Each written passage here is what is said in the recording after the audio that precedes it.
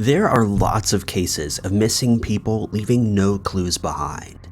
But in these cases, some vital clues may be crucial in bringing answers to the families of lost loved ones.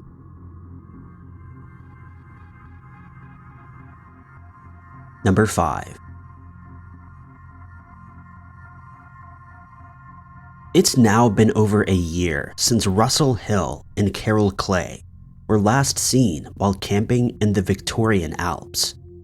Russell and Carol were in their mid-70s when they vanished in March of 2020. They'd known one another since childhood, and even though Russell was married, were believed to have been having an affair together. The scandalous nature of their camping trip caught headlines when they disappeared after their campsite was found burned to the ground. The two started their trip on March 19th, and Russell's wife was unaware Carol would be joining him on his trip. They spent the first night at Howitt High Plain, then moved to Onondaga Valley. It's not known if this is where they intended to spend the remainder of the trip, but Carol had told her friends they would be back on the 28th or 29th.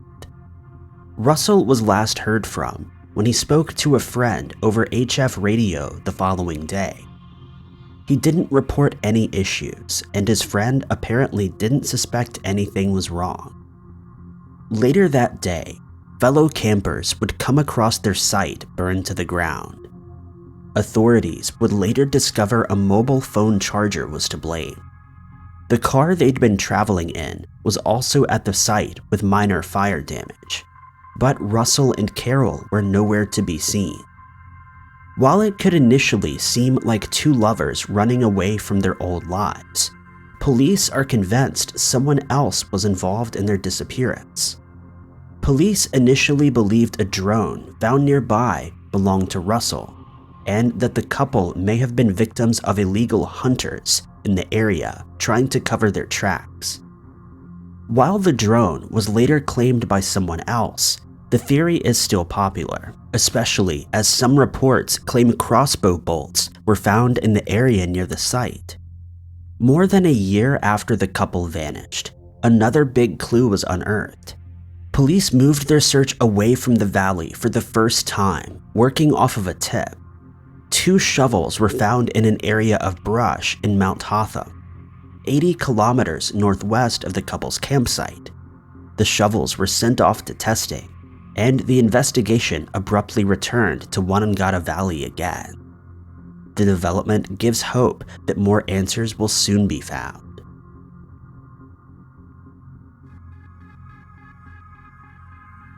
Number 4.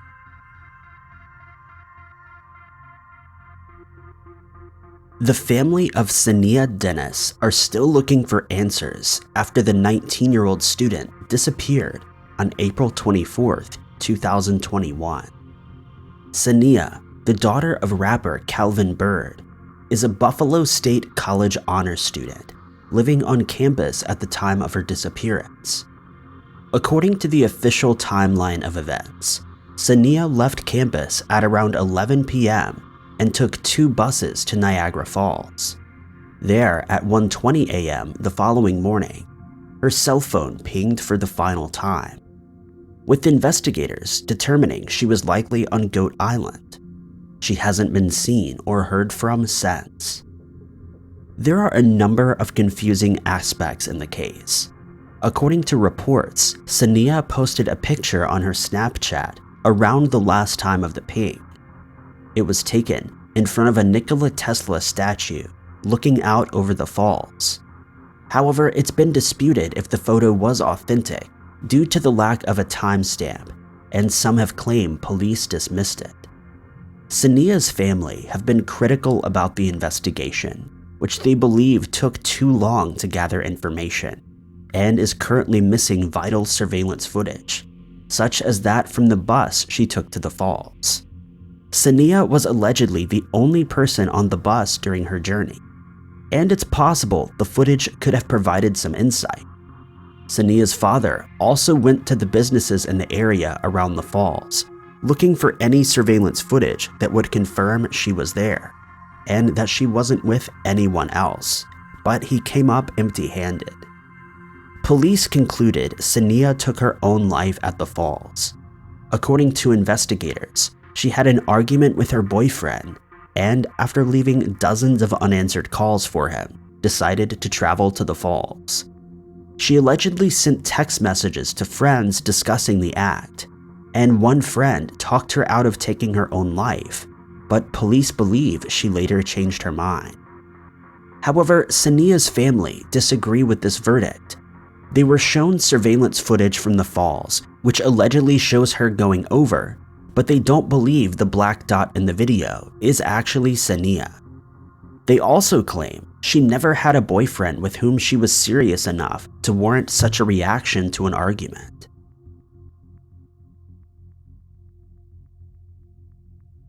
Number 3.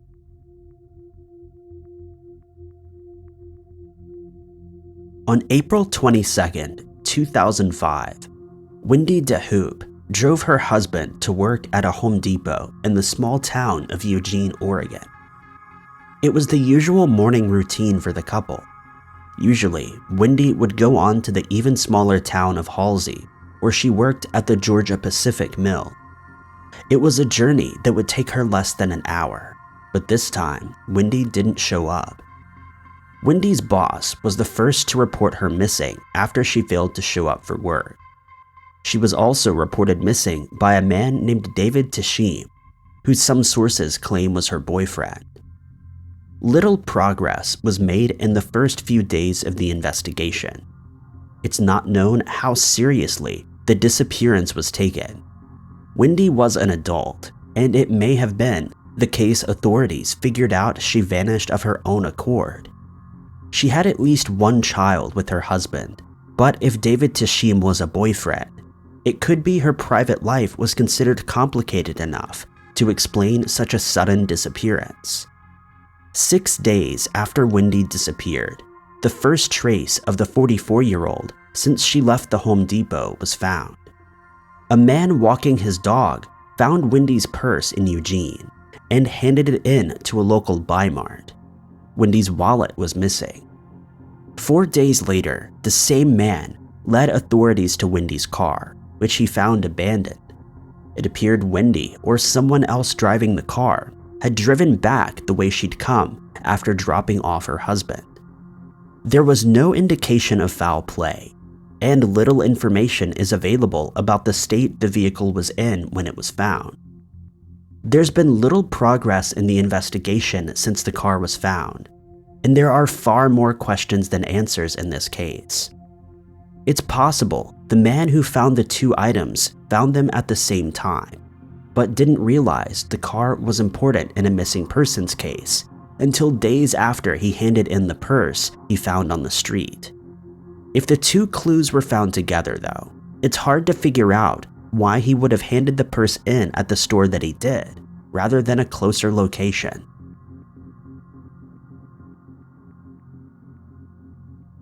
Number 2.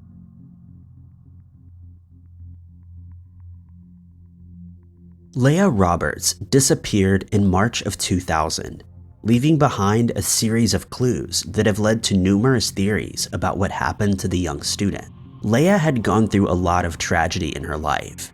She'd lost both of her parents, her mother when she was 20, and her father a few years later after a long battle with a lung disease. She was also involved in a serious car accident which she thought would cause her to lose her life. Thankfully, she survived, but had a steel rod placed in her right femur. Both losses took place while she was at college, studying Spanish and anthropology. At first, it seemed she would stick the course, but with 6 months left before graduation, she was ready to start something else. Friends would later say Leia felt frustrated that she wasn't doing what she loved, though she wasn't entirely sure what she wanted to do. She took up a number of new hobbies and became fascinated by one of the world's leading names in the Beat Generation literary movement, and in the final days before her disappearance, spoke with a friend about the book, which described the author's time at Desolation Peak.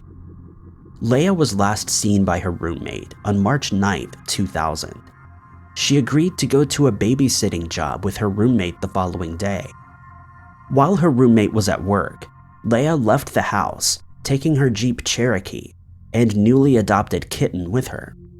Her roommate wasn't too worried when she came back and found Leia missing, but when she hadn't shown up by the following day, she contacted Leia's family to see if they knew what had happened. A search of Leia's room found she had taken a number of cherished possessions.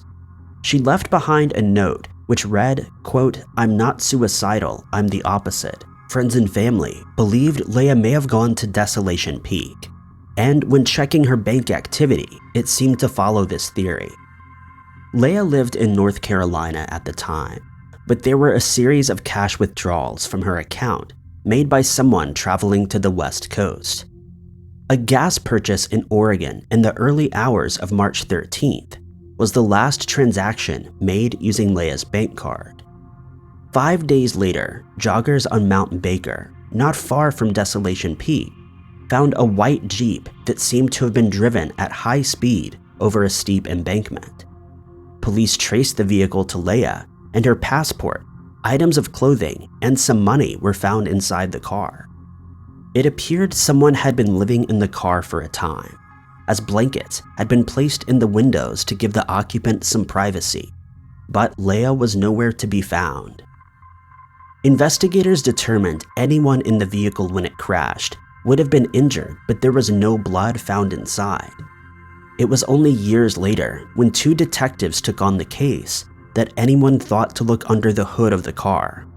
And there, they found wires that had been cut, which would have allowed the vehicle to accelerate without anyone pressing the gas pedal. There have been a number of sightings over the years, with some saying Leia was in the company of a man, and others saying she was walking alone, confused and apparently concussed. A number of searches had taken place around the area in the years since, but Leia has never been found. One unidentified body was found in 2014, though investigators determined it belonged to a male. Interestingly, it did have a steel rod in its right femur, and the lot number indicated it belonged to a batch that was shipped around the same time Leia was getting her own surgery. A report indicated the John Doe was statistically likely to have gotten the operation in the Northwest. Whether this is a strange clue or unconnected coincidence is unknown.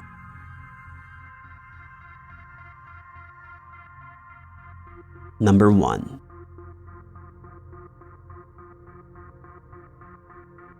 Heather Cameron is a Native American woman from Redding, California, who's been missing for 9 years. Very few clues have been found in her case, which remains open and unsolved. Heather was last seen in August of 2012. She'd recently checked herself out of a drug rehabilitation center, where she was picked up by Daniel Lusby, her ex-boyfriend.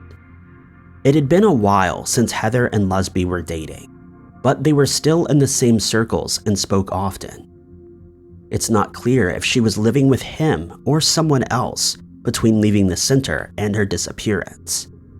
Many people who knew Heather claimed Lusby was abusive towards her, and he does have an extensive criminal record, including drug use and violent crimes, but Heather was still relatively close to him. She had 4 children who lived with their father, but she would see them often, and according to friends, would do anything to make sure she was there for them when needed.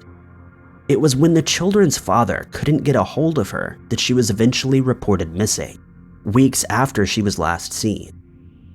It was August 18th when Heather was last seen. She told friends she was going to the Keswick Dam area, about 20 minutes outside of Redding, with Lusby. The area is open to the public with a number of trails, and it's known for its steep hills and canyons, which resulted in poor phone reception. At around 2:50 p.m., Heather sent 3 calls to 911. She claimed she'd been drugged and was being chased on foot. According to some reports, a male voice could be heard in the background. The calls were traced to the vicinity of the Keswick Dam off-highway vehicle park, and local authorities immediately started a search of the park. There was no sign of Heather or any other suspicious activity. The call was determined to have come from Lusby's phone. When asked by police, he claimed Heather had taken his phone from him and left for no apparent reason. He denied any involvement in her disappearance, and his phone has never been found. According to one report, a month after Heather was last seen, her food stamps card was found a 21-minute drive from where she'd last been seen. If she had been drugged, it's unlikely she would have been able to make her way there of her own accord. Lusby remains a person of interest in the case, though he's never been arrested, and it's impossible to rule out someone completely unknown to Heather could have been involved. Thank you guys so much for watching. If you like this video, be sure to click that like button. Also, don't forget to subscribe and click that notification bell to keep up to date with all of our future uploads. But I've been Ty Knots, and I'll catch you guys in the next video.